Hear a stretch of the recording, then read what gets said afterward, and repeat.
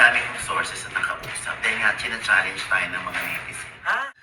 Wala na sila. Walay na sila.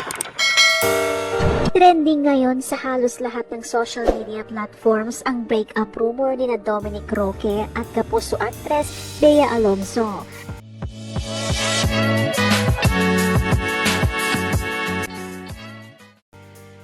Matatandaang July 2023 ay ginulat ng celebrity couple ang publiko nang mag-propose si Dominic kay Bea para sa kanilang engagement at napag-uusapan na rin noon ang kanilang kasal na dapat gaganapin ngayong 2024. Subalit ginulantang ng balita ang publiko na wala na umanong kasalang magaganap.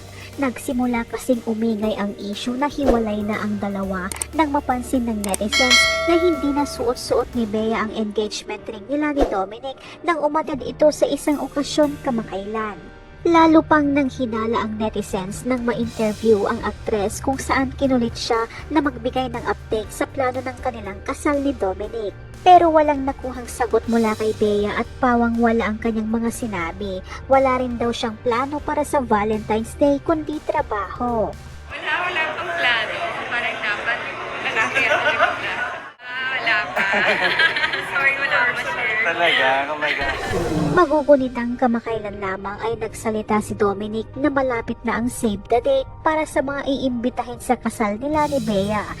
Ikinagulat din ng ilang Bea Dom fans nang lumabas na ang balitang wala na raw kasalang magaganap kina Bea at Dom. May nagkansela kasi ng booking sa isang malaking wedding venue sa May Tagaytay at agad na nagbigay ng konklusyon ang ilang netizens na konektado ang kinanselang venue kina Bea at Dom. Ayon sa artikulo ng showbiz writer na si Jun Lalin, idinetalye raw ng source ang mga dahilan kung bakit walang magaganap na kasal.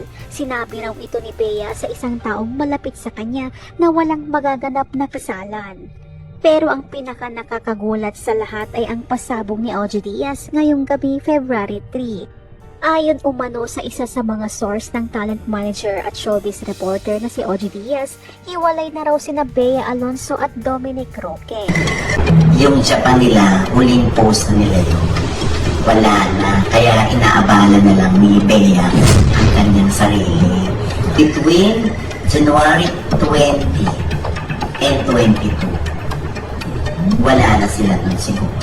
Tinusuyo pa rin ni Dominic Roque si Bea Alonzo para sila ay magkaayos. Siguro pwedeng nagka-misunderstanding ganyan.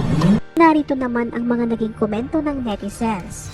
Kung totoo man yan, balita na yan, how sad talaga kasi super kinilig ako sa kanila nung nag-propose si Dom sa interview sa kanila sa KNJS. Nakakakilig sila, mahal nila isa't isa pero wag naman sana matuloy na sila sa forever nila. Kung true na hiwalay na sila, at least hindi pa sila kasal at gumastos ng malaki, hindi katulad ni Carla Abellana. She's been very vocal of her love towards Dominic at open siya sa mga ganap sa relationship nila. But during this interview, naging matipid siya sa kanyang sagot. May lungkot iyong mga mata ni Basha, iba ang dating ng mga ngiti niya. Sobra ang wala pa paulit-ulit. Samantalang si D, alam na ang buwan ng kanilang kasal at di nga imbitado si DJ Cheater. Bea Dom seems so perfect. Ganito ba talaga panahon ngayon? Walang forever? I just hope they'll patch up and make things work. Ano naman ang masasabi mo dito? Ibahagi ang iyong komento.